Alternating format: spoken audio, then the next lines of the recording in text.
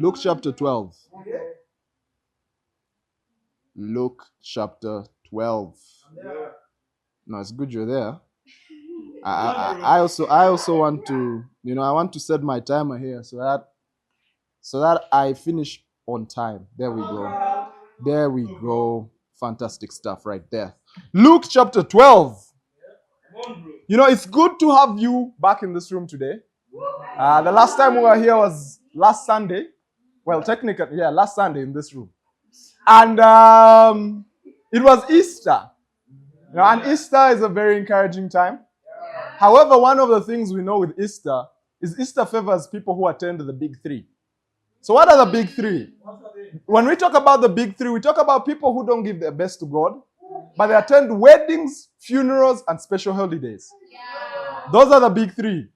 Weddings, burials, or funerals, and special holidays. So Christmas, Easter, they're here. Palm Sunday, I'm there. But the rest of the week, tell them about God, and they'll tell you I'll get back to you later. Hopefully, we're not in that category. Hopefully, the men and women in this room are not part of the big three club. But last week, I was not here. I was privileged to have the chance to sit down and listen. And the lesson that was preached here was so convicting. We took a break from our Ecclesiastes series, and we took a chance to listen to what God had to say through someone else who was not me. A dear brother Table preached a convicting lesson. And when I reflect on his lesson, I reflect on one of the first stories I had during one of the times I had come back to Kampala from Nairobi. I think this was shortly after Joshua Ernest had been baptized. And I remember someone shared about him and said, for him to come, he was invited by a friend. And the friend had refused to study the Bible. And Joshua was looking for a church and is like, where do I go? Where do I go? And his friend said, you can go there, but in that church, they preach. Yeah. It's like, I'm telling you, if you're going there, that lesson is going to make you uncomfortable. I hope that I will not become your enemy today by telling you the truth.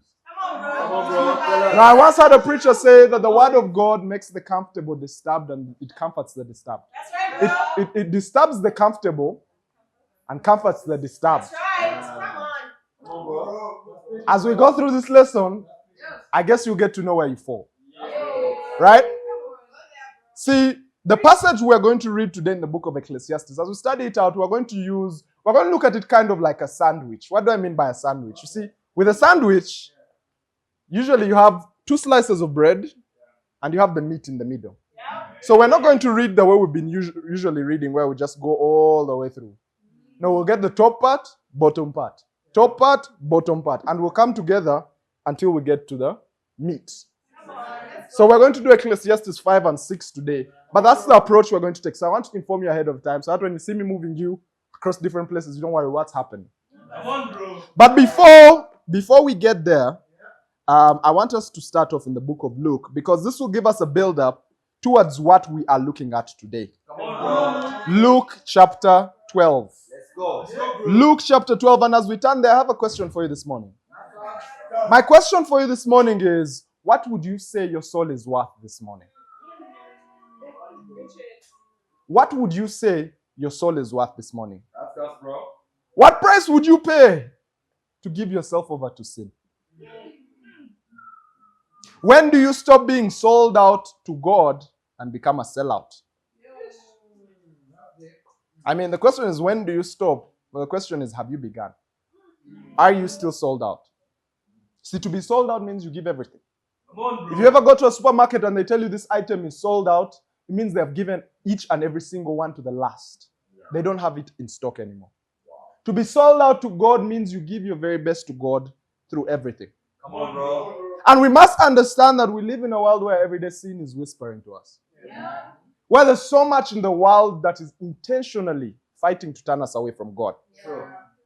And today we'll be talking about a sin that is common to all of us. A sin that I personally can reflect with. And that's the sin of greed. See, the title of my lesson today is the side effects of greed. The side effects of greed. And I know this well because so many times I've been tempted with greed. To my shame, sometimes I've even given in to greed. Let's read Luke chapter 12 from verse 13. Luke chapter 12 from verse 13, it says, Someone in the crowd said to him, Teacher, tell my brother to divide the inheritance with me. Jesus replied, Man, who appointed me a judge or an arbiter between you?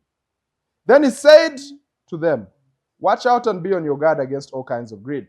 Life does not consist in an abundance of possessions. Life does not consist in an abundance of possessions. See, often we can be so consumed with accumulating possessions, especially possessions that have no eternal value. Possessions that we will not take with us when we die. We can be so consumed with attaining these things that the world has to offer that we completely lose sight of what's valuable in the sight of God. And Jesus here, he warns this person who wanted to get a share of his wealth. He said, be on your guard. Be on your guard against all kinds of greed. But think about it. When you think of greed, what are the first things that come to your mind? I want to open it up. Feel free to share. Food, yeah. Money, right? These are the things that come to our mind. Food, money. It's greedy. You know, he's a billionaire. Why is he still working? I mean, I don't know if anyone has ever thought about that. Right? The saying that I've heard is, if money was enough, the world's richest man would not still be working. Right? Think about it. Elon Musk. Worth how many billions? Worth how many billions? You hear statistics that the top 5 richest men in the world, their wealth went out by 1 trillion last year. In combined, you're like, 1 trillion. And this is not shillings. This is not shillings. It's not Uganda shillings. This is US dollars, you know. But you see, I decided to look up the definition of greed. And according to Google, greed is defined as intense and selfish desire for something. Intense and selfish desire for something. Especially wealth, power, or food. So basically, what are we talking about? We're talking about how you blindly want to satisfy yourself. Even way more than you need. In the Greek translation, which was originally what this passage was written in, the word greed is the word pleonexia. And in the New Testament, this word is used to describe an insatiable desire for more. Often at the expense of others. It is a form of idolatry where material possessions or desires take precedence over God.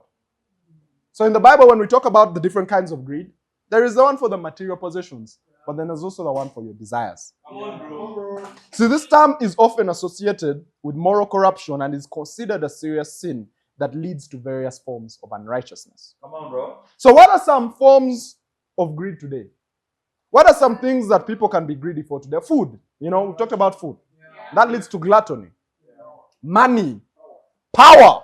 Come on, bro. Right? Power. Someone wants power so much, they do everything to get it. Right?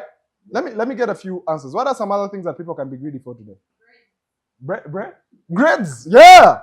It's like I've already done this. That's a student right there. You know? Like I've already done this exam. I know. Let me get the extra marks. Yes. A promotion. Wow. Yeah.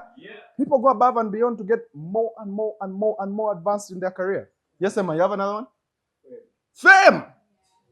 Yeah. People do everything to get famous. Yes, I have. Property, material possession right there. These are things that people are greedy for today. Come on, bro. And you see someone's life and you're like, did you really need that much of that? Questionable things happen when it comes to fame. You hear of famous people who go the extra mile when they realize that they're deteriorating. They do something controversial like dropping a sex tape. Why? So there's a saying, there's no such thing as bad publicity. Another thing that people can be greedy for is sexual pleasure. See, God created a time and place for that. But someone says, I'm going to go above and beyond. Fornication. Adultery. If someone is married, they're like, I can't have enough of this. Let me go outside marriage. Pornography and masturbation. Someone says, you know what? I'm going to keep getting more and more and more on this. I'm going to get involved in it multiple times a day and a week. Rape. All this is being greedy for sexual pleasure. Do you see yourself as greedy? Another thing that people can commonly be greedy for today is approval. Approval. They constantly need people to tell them, you're doing well. You're doing well. You're doing well. And you see it with social media today. Someone doesn't get 300 likes and their life is over. Someone posts a picture and if they get 15 likes, they're depressed. Says, how can I get only 15 likes? Come on, bro. Mental health issues have come up because of how desperate people are for approval. How greedy they are for approval. Isn't it enough that God approves of you? It gets to the point where these apps have to design mechanisms where you can turn off who has liked. Because if you do not get the 300 likes, you want to end your life. Are you greedy this morning? See, there's a quote that says that our use of money and possessions is a decisive statement of our eternal values. Our use of money and possessions is a decisive statement of our eternal values. It goes on to say, what we do with our money loudly affirms which kingdom we belong to. What do you use your money for today? It shows what you value. But remember this, money is not the issue. Because this sermon is not aimed at making you give a lot more when the contribution bag passes around. Yeah, I have to go there because today in so many churches, money is like, the whole goal behind the entire service. It's structured in such a way to make sure people give. See, if you don't have the heart to genuinely give to God, if at the time of contribution you feel like, man, this is a lot, keep your money. Keep your money. The person passing the bag is not going to force you. Keep it. And I'm the preacher who's saying this. Yeah. So at that time you don't feel like, man, I'd like to give back to God. Then keep your money. Go and deal with your heart first. And you come and give back to God with the right heart. So money is not the issue. The issue is the love for money. The issue is the love for money. Check your heart. Has greed crept in? Has greed crept in? Bro. Have you started to think that my life will be better if I have so many possessions? An abundance of possessions. Let's turn to Luke 16. Come on, bro. Luke chapter 16 from verse 13. Luke chapter 16 from verse 13. Luke chapter 16 from verse 13, it says, no one can serve two masters. Either you will hate one and love the other, or you will be devoted to the one and despise the other. You cannot serve both God and money. The Pharisees who loved money heard this and were sneering at Jesus. He said to them, you're the ones who justify yourselves in the eyes of others, but God knows your hearts. What people value is highly detestable in God's sight. These were the religious leaders. And Jesus teaches against the love for money, and they look at him sneering. If you know what sneering is, when you hear something and you're like, yuck. Like, how dare you say that? Who do you think you are? You put on that expression of disapproval. These were the religious leaders. These were the people meant to lead others to God. And when Jesus talked about one thing that was leading so many people away from God, they were upset. I hope you're not upset today because I'm talking about money. I hope you're not upset today because I'm talking about greed. And Jesus tells them something that today has become an excuse. Tells them, you justify yourself, but God knows your heart.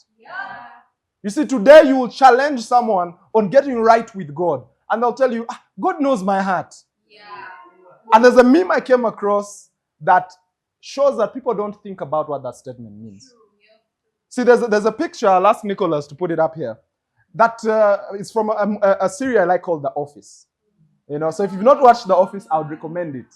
I really would. Now, the first 2-3 episodes, you need to persevere, because until when you get to episode 4, now it starts to make a lot more sense.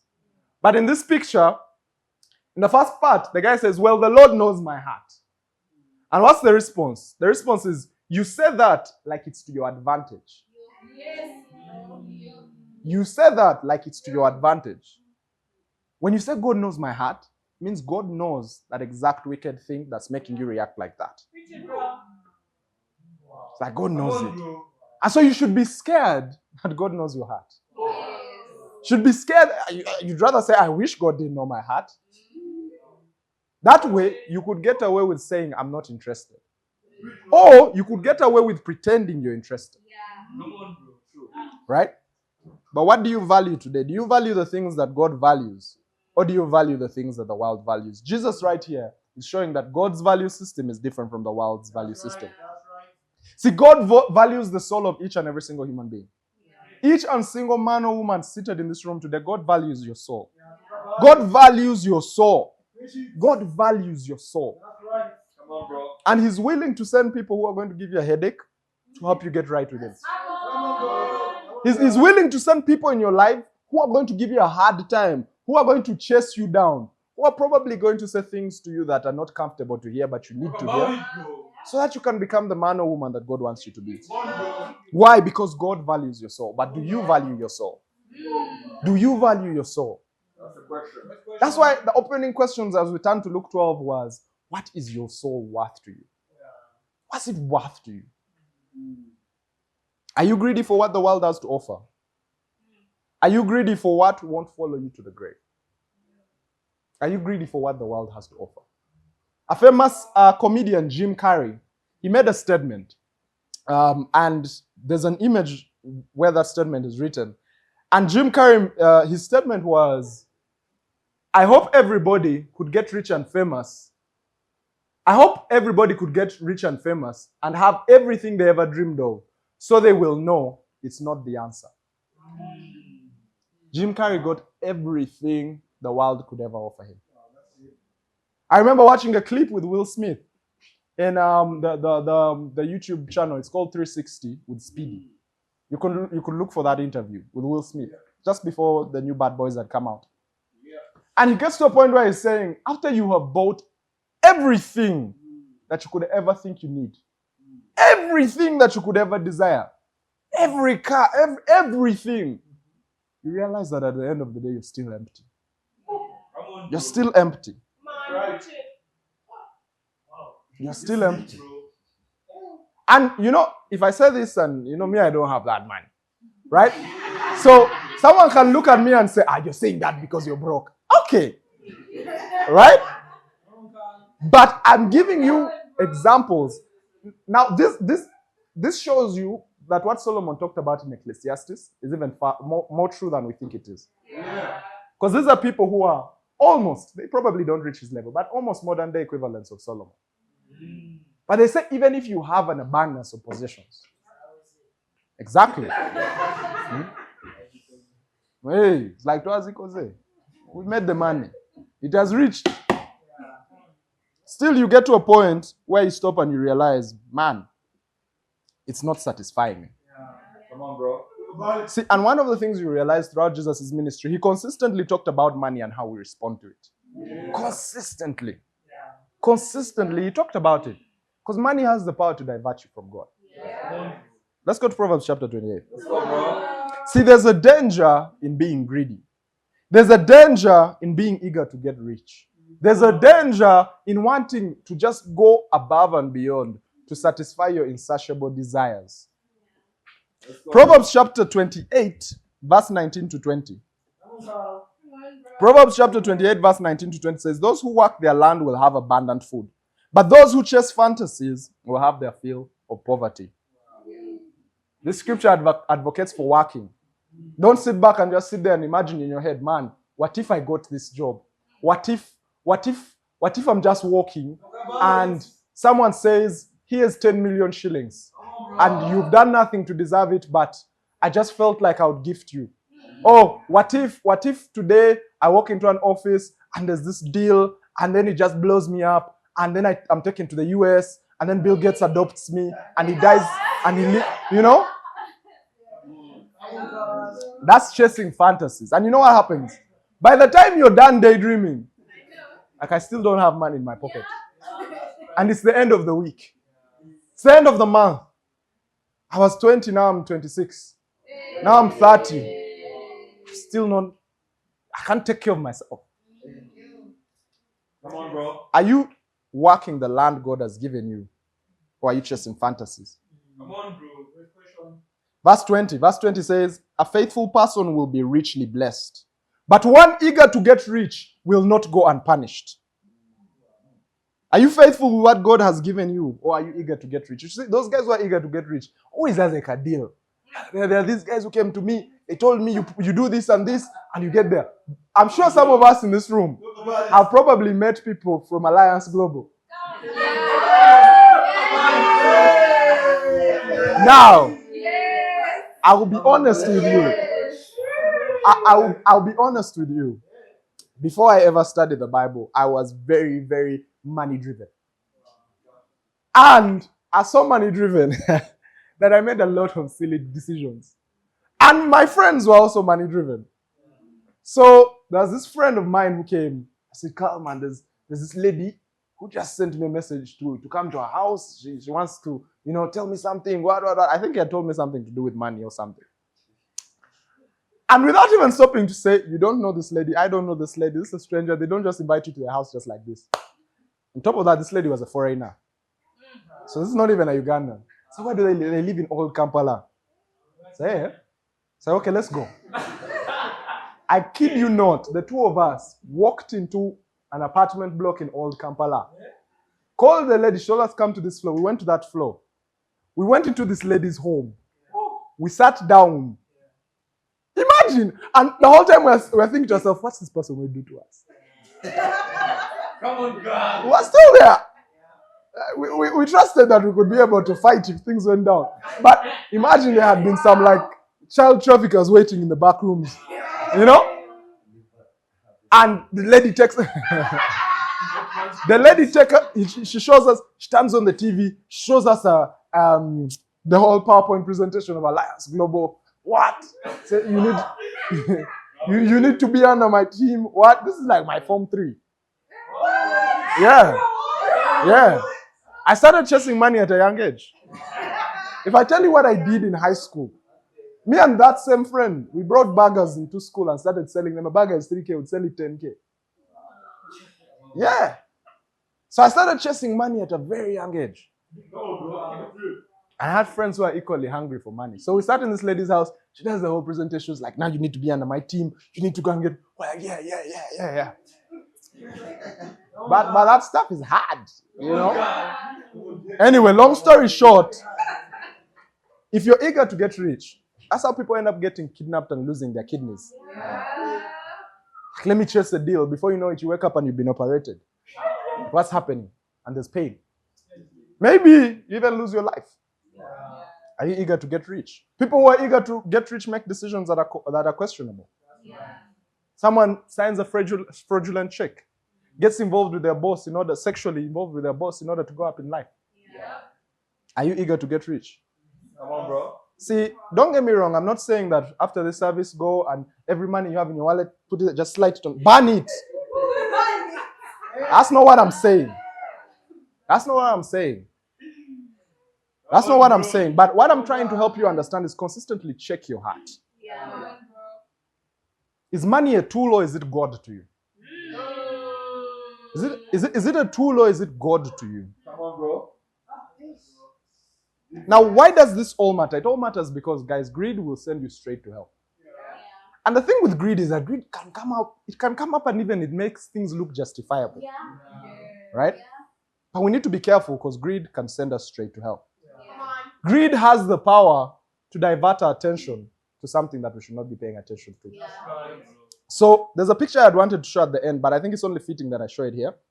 It's an image of a painting by an artist called Quentin Massis. And he makes a very interesting painting. The painting is called The Moneylender and His Wife. I'd hoped to show it at the end of the lesson, but I think it's only fitting that I show it here, just to help us understand. So it's called The Moneylender and His Wife. Now, you probably may not be able to see this well enough, but this is the moneylender and his wife. And when Quentin explains what this painting is all about, the lady here is reading a devotional. So she's having a quiet time, technically. Yeah. Like when the artist painted it, he was intentional that this is a devotional. There's even a picture of a woman it is depicted to say this is the virgin. This is basically Mary and Jesus, a virgin and a child. Now, next to her, her husband is counting money, the money lender. And it turns out that the book is open and the pages are being flipped. But look at her attention. It's on the money. That's deep, bro. Yeah. Come on, bro. Yeah. You see, why is this important? This is important because we must understand that greed can send you straight to hell. It will distract you from seeing that which God intends you to be looking at. Let's jump into Ecclesiastes. Come on, bro. Ecclesiastes chapter 5. We'll come back to this picture at the end. Ecclesiastes chapter 5. See, this picture talks about a reality of how often we get so focused on chasing the world that we forget to chase God. Yeah. Ecclesiastes chapter 5. See, if we treat greed like the cancer it is, then we must understand what its side effects are. So what's its first side effect? Side effect number 1 is this. Our appetite is never satisfied, and other people will try to take our wealth from us. That's the first side effect. So that's my first point still. Our appetite is never satisfied, and other people will try to take our wealth from us. Ecclesiastes chapter 5 from verse 8. From verse 8 it says, if you see the poor oppressed in a district, and justice and rights denied, do not be surprised at such things. For one official is eyed by a higher one, and over both are others higher still. The increase from the land is taken by them all. The king himself profits from the fields. Whoever loves money never has enough. Whoever loves wealth is never satisfied with their income. This too is meaningless. As goods increase, so do those who consume them. And what benefit are they to the owners, except to feast their eyes on them? Let's stop there for a moment. You see, verse 11 talks about how goods increase, so do those who consume them. And, it's so interesting that you realize even in life, this is true. The more you acquire, the more people you need in order to maintain it. So what does this look like? You start making a lot of money, a lot, You get to a point where you need a lawyer. Why do you need a lawyer? Because people are coming to sue you to get your money. In the US, there are people who survive, there are lawyers who survive, they make their living on suing people. So what does this mean? It means that in the US, they have like public parks. A lawyer will go and sit at a public park. I had this story of someone in the US was explaining what this kind of situation is. Sit at a bench, and the children are singing. If the child falls, the lawyer will stand up and go to the mother and say, is your child hurt? They're hurt? No. You should sue the government. They need to pay for this. They need to pay for the fact that your child got hurt. And they create a lawsuit and they sue with the goal of getting what is known as a settlement. What's a settlement? Money to make the case go away, legally. And people earn their money that way. Wow. So the moment you get rich, you find people. Now, I've not been around rich people, but I'm sure if you ask even in Uganda, you probably have cases like that. We have lawyers in the room. They agree. They agree. I should have made that research first. I should have. But that's exactly what it is. So you get money, you're now a billionaire, but you also need to pay your lawyer a monthly retainer fee of 5 million shillings. Yeah? Say what? How? see, that's the reality of life. A lawyer is paid a retainer fee. A lawyer is not just seated there waiting. In Uganda, they're called professional fees. They're not just seated there waiting for you to come to their... No. You need to pay a professional fee. That's right. You'll also need an accountant because you can no longer do your books on your own. You need someone to keep track. Right? In addition to this, you will need a financial manager to help you invest. Otherwise, you blow this money. Before you know it, all these people are getting lucrative salaries. And so as your money increases, so are the people who are consuming it. Now, let me make it more relatable. In a country like Uganda, you make a certain amount of money. There are your relatives in the village. So what will they say? They say, that guy is single. He has no family. He has no, please, help us to pay for our son's school fees. In Uganda. You cannot be single and have money and no responsibilities. Someone has to come and help you spend it. Talk about it, bro. That's the truth, bro. Especially if you're a man. I don't know if it's the same for the ladies. You know? But what am I trying to say? As your wealth increases, so are those who consume it. Right? And of course, eventually you even get a family, you get bigger family and whatnot. You've seen rich people who have like 3 wives. One official, the other, we know them, but they are not official. Right? Verse 11 still goes ahead to talk about how the love for money, when we collect so much wealth, all we can do is feast our eyes on it. Think about it. If you have a shoe collection at home,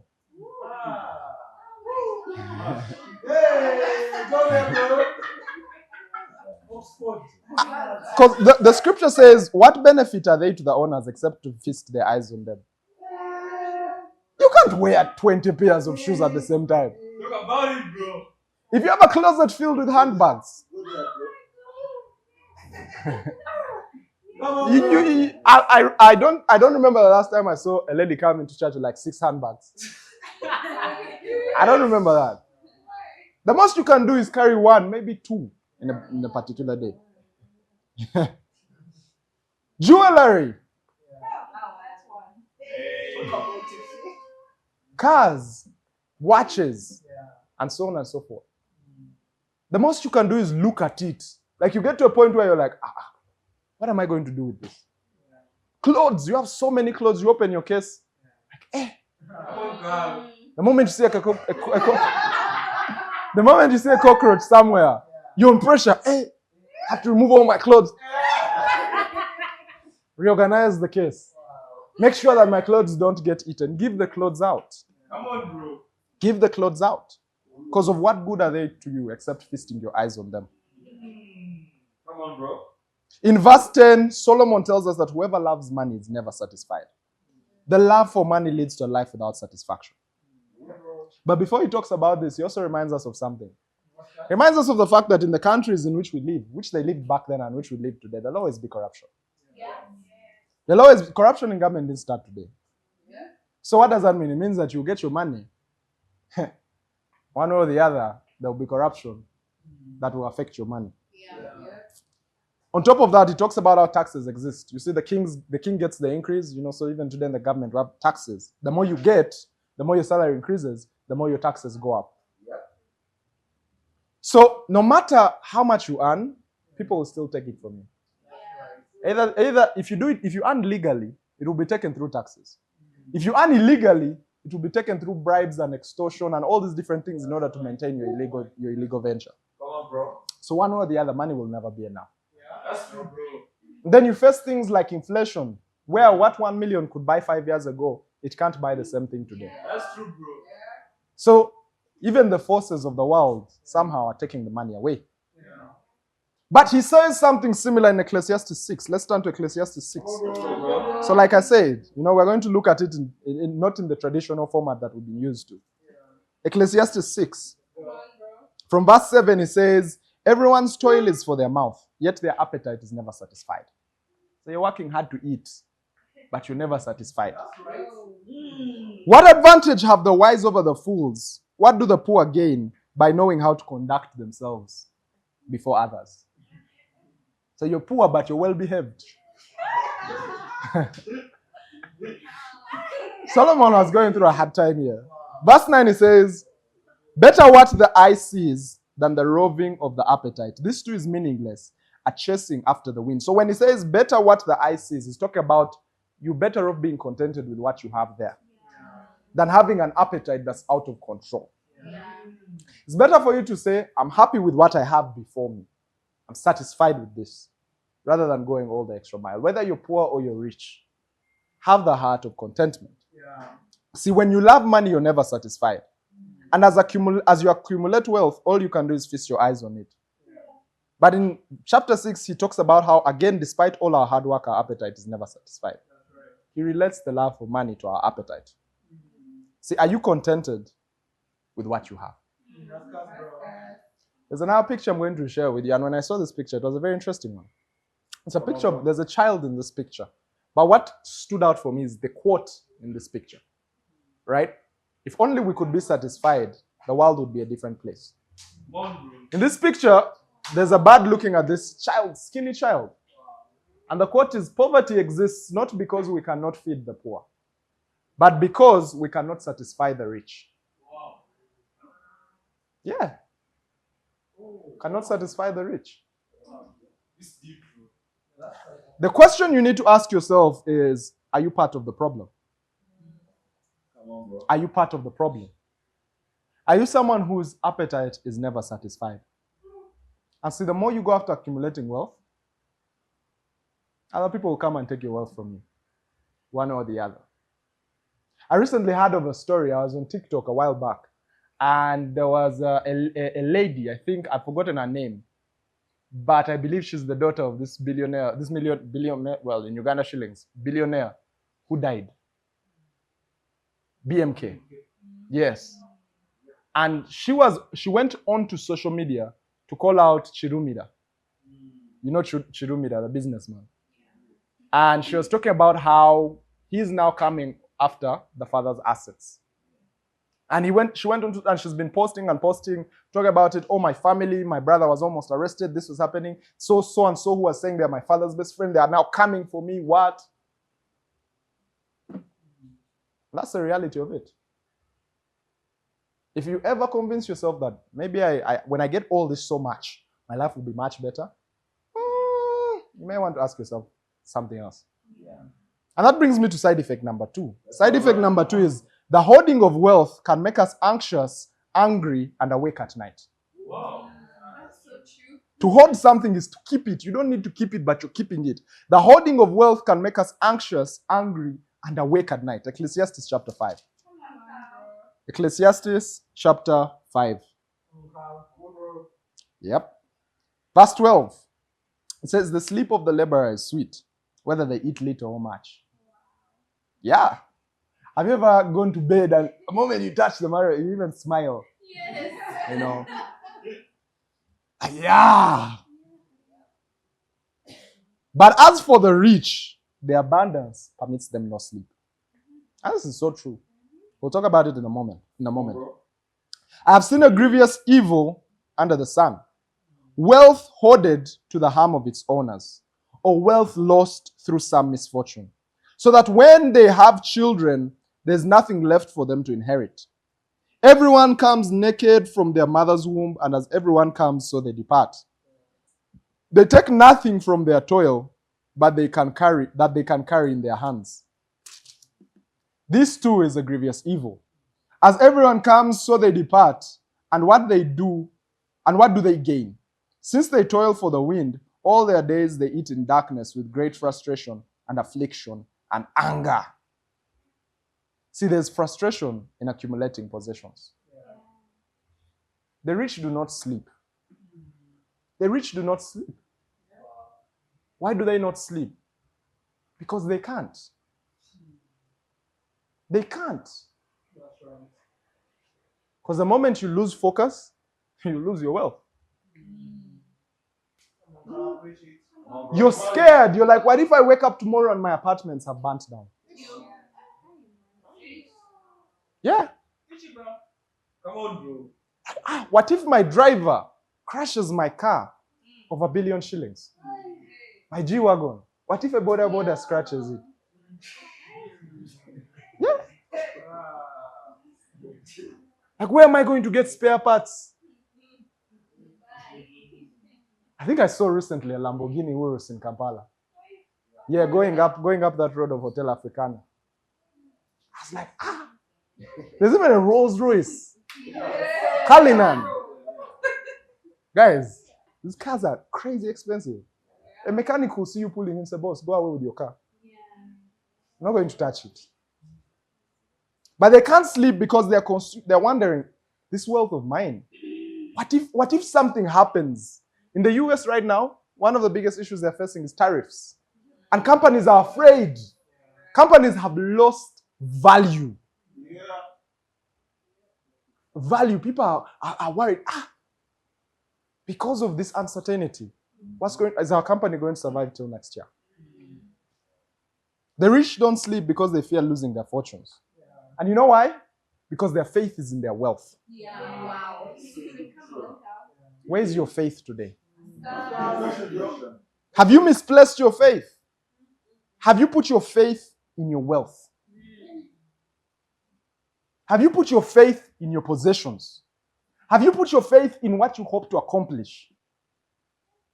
If you're the kind of person who has said, maybe when I hit this milestone, I'll go after God, your faith is not in God. Where is your faith today? Is your faith misplaced?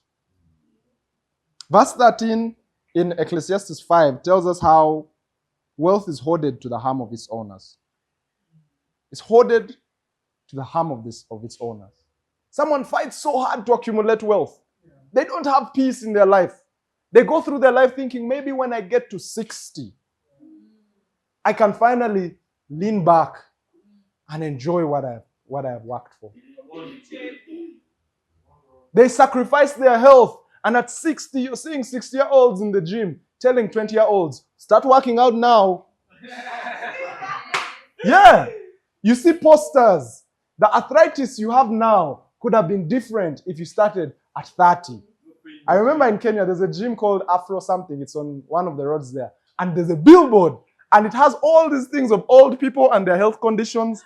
And if they had started working out earlier, how they could have avoided them. I don't know if you've seen that billboard. You've not? On Wayaki Way. That gym near that place that sells Range Rovers. No, it's on the main road. It's like on the main road, you know. But no, I was just looking. I was like, okay, you know, it was a nice billboard. It's black and green.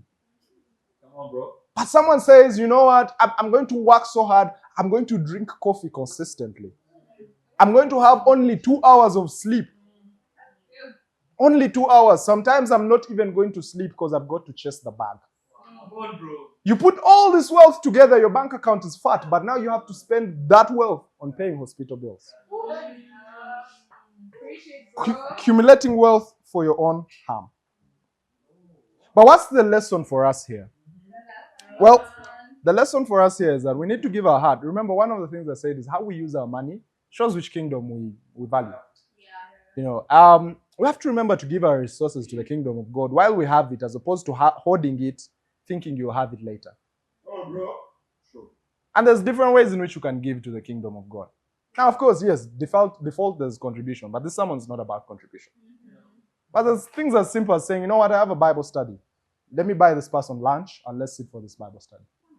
Come on, bro. Come on, bro. There's something as simple as saying, let me take this sister out on an encouragement date. Yeah. Come on. But this part is for the disciples. For I guess you can ask me what it means after. You know.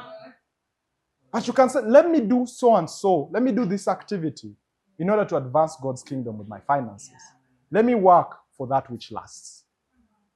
Let me work for that which lasts. Come on, bro. Ecclesiastes 6. In Ecclesiastes 6 verse 1, now similarly, he talks about something similar but further down on. And he says in verse 1, chapter 6 verse 1, I have seen another evil under the sun. It weighs heavily on mankind. God gives some people wealth, possessions, and honor so that they lack nothing their hearts desire. But God does not grant them the ability to enjoy them. And strangers enjoy them instead. This is meaningless, a grievous evil. A man may have 100 children and live many years, yet no matter how long he lives, if he cannot enjoy his possessions and does not receive a proper burial, I say that a stillborn child is better off than he. It comes without meaning. It departs in darkness, and in darkness its name is shrouded. Though it never saw the sun and knew anything, it has more rest than does that man. Even if he lives 1,000 years twice over, but fails to enjoy his prosperity, do not all go to the same place. So he continues to tell us the frustration of making money that doesn't satisfy. Oh man, I'm working so hard. I want to get this money. You get the money, but you can't enjoy it because you have to go and work to make more of that money. And then all of a sudden, maybe there's an issue you have to take care of. Can you afford to buy the latest car? Yes, you can. You know, there's a saying that has come out in the world today. I'd rather be crying in a Lamborghini than laughing in a insert car there, on a bicycle or on a boda and so on. Trust me, you'd rather not. It's what? Hey, crying on a board. If you cry on a, maybe, I don't know. I know what I know is either way crying is not good, but you can't cry on a border. There's no time. There's no time. But in reality, sayings like that have come up today because people think, oh, wealth will make me happy. Wealth will make me happy.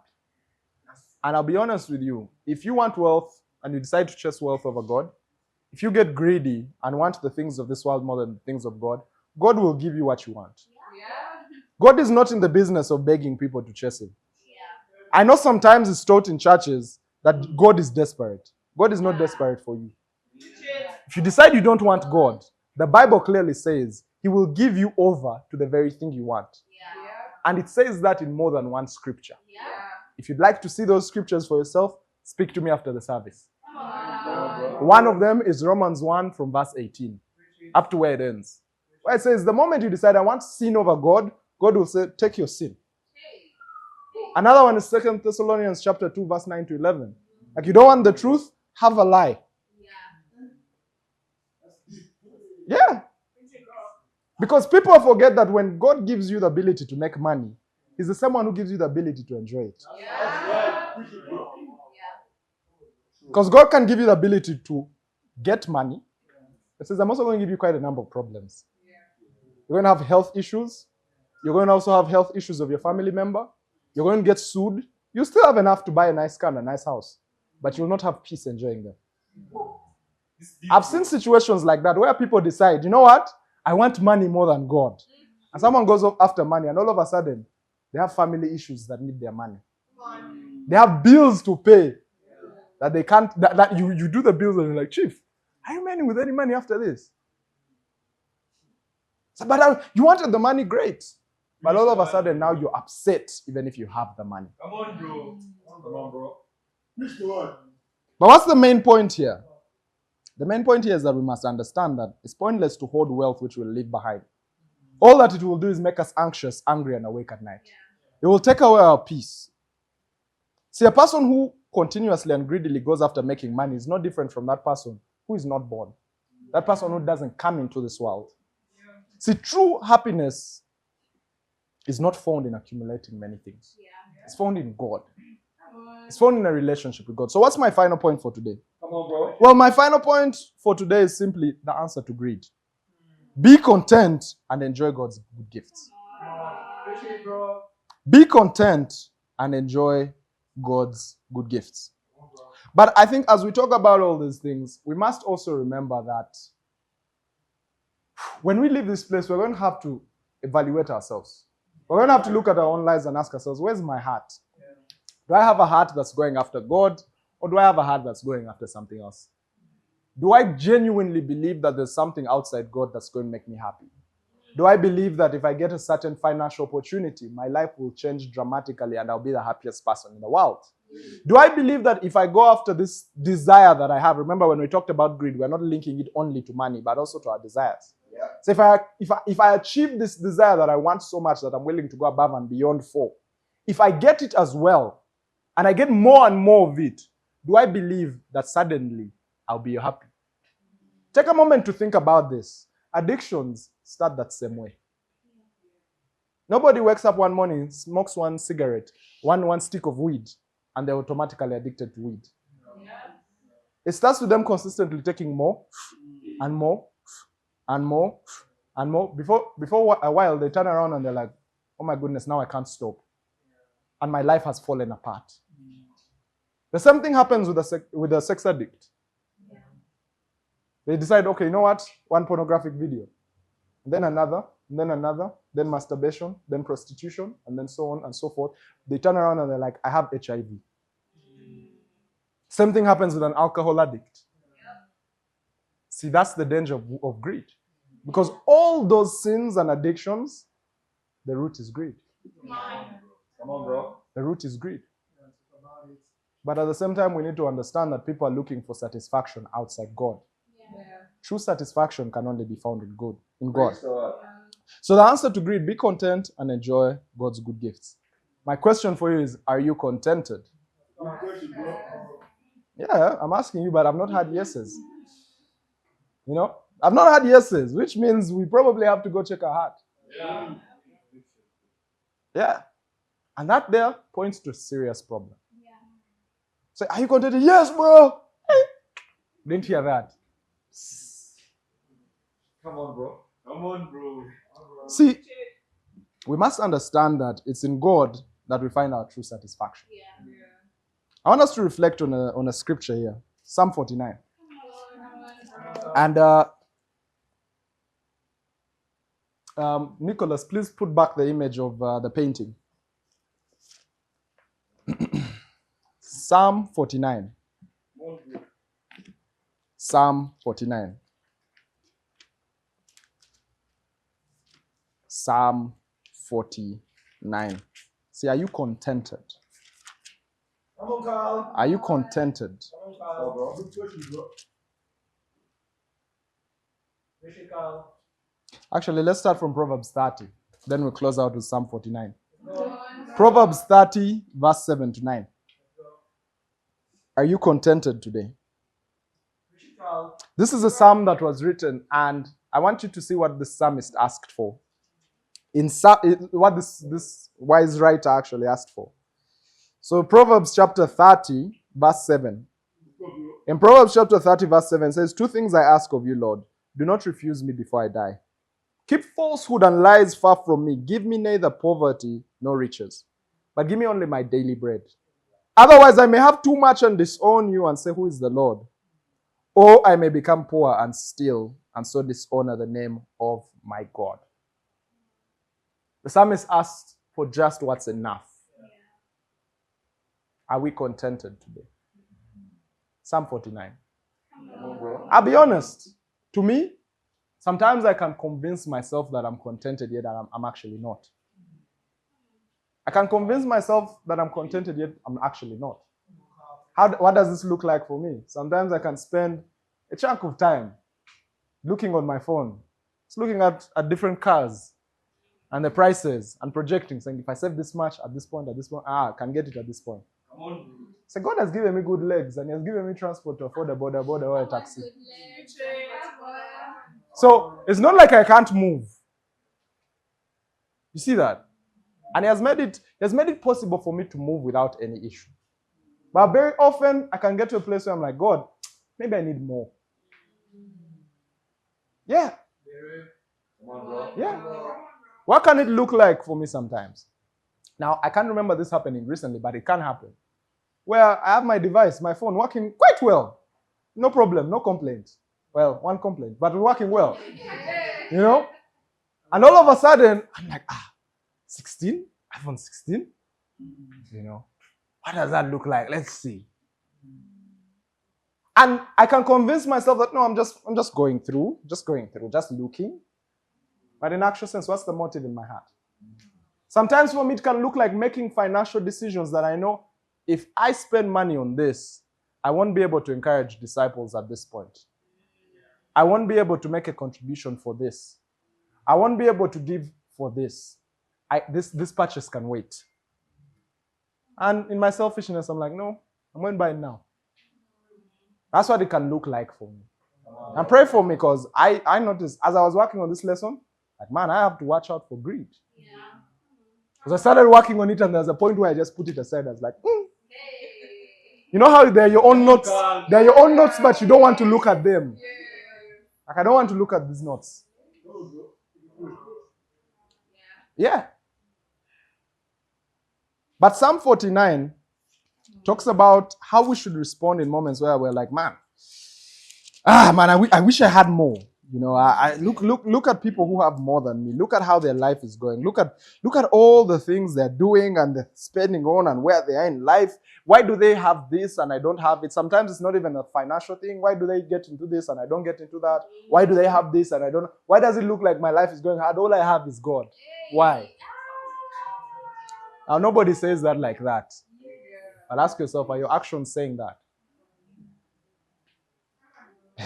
Psalm 49, verse 1, it says, Hear this, all you peoples. Listen, all who live in this world, both low and high, rich and poor alike. My mouth will speak of wisdom. The meditation of my heart will give you understanding. I'll turn my ear to a proverb. With the harp, I will expound my riddle. Why should I fear when evil days come, when wicked deceivers surround me, those who trust in their wealth and boast of their great riches? No one can redeem them. No one can redeem the life of another or give God a ransom for them. The ransom for a life is costly. No payment is ever enough, so that they should live on forever and not see decay.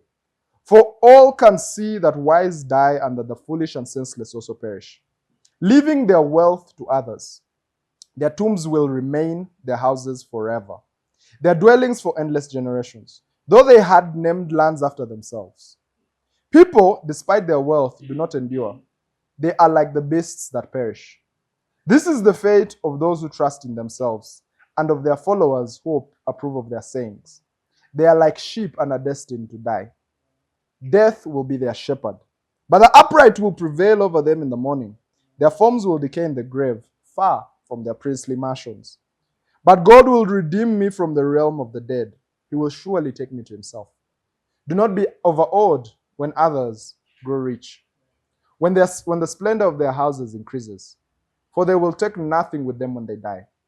Their splendor will not descend with them.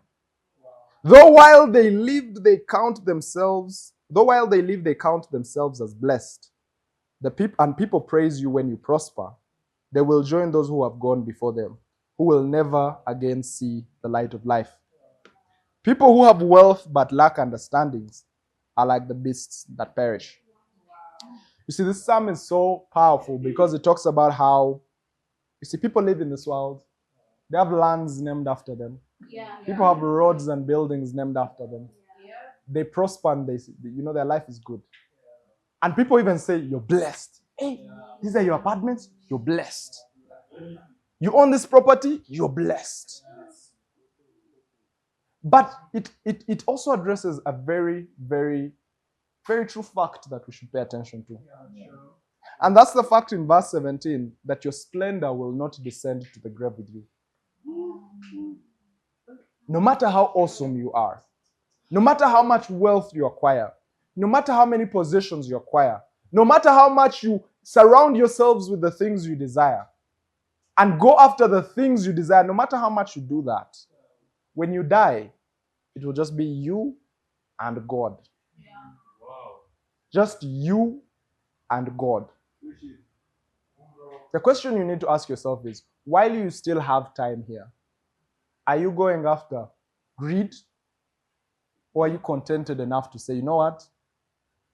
The little I have is enough because I have God. But even as you think about that, do you have God? Do you have God? You see, the image that's being portrayed here, perhaps it was part of Quentin's plan, but you will notice that there's a mirror here. And this mirror, there's a reflection, kind of looks like a cross, right? And there's a man looking out of that window that's portrayed at the back. Some people on this side probably won't be able to see it clearly. But it's so interesting to see a cross depicted there, perhaps where their focus should be instead. But it points out to a fact that we must acknowledge. And what's that fact? That valuing a relationship with God is what's most important above all else.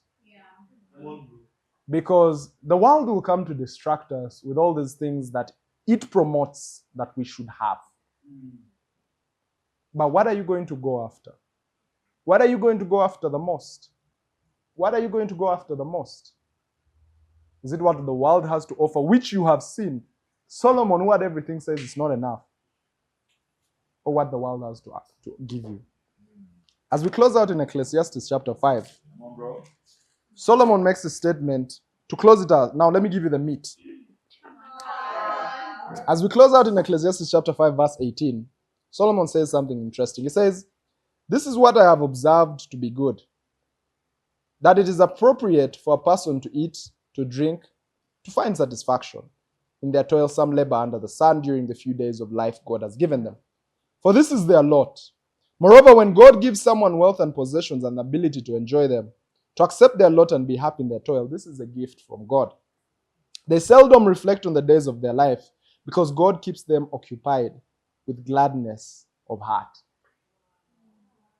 You see, God will keep you occupied with gladness of heart if you're contented with what God has given you.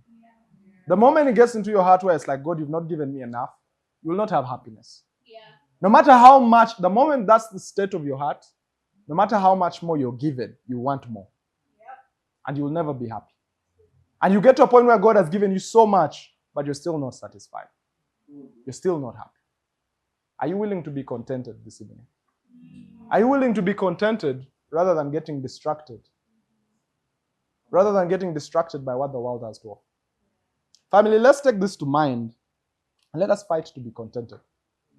Let us fight to give God our best and to go after that which lasts. Let us reflect on this and reflect on our lives and do what needs to be done. Thank you, and to God be all the glory.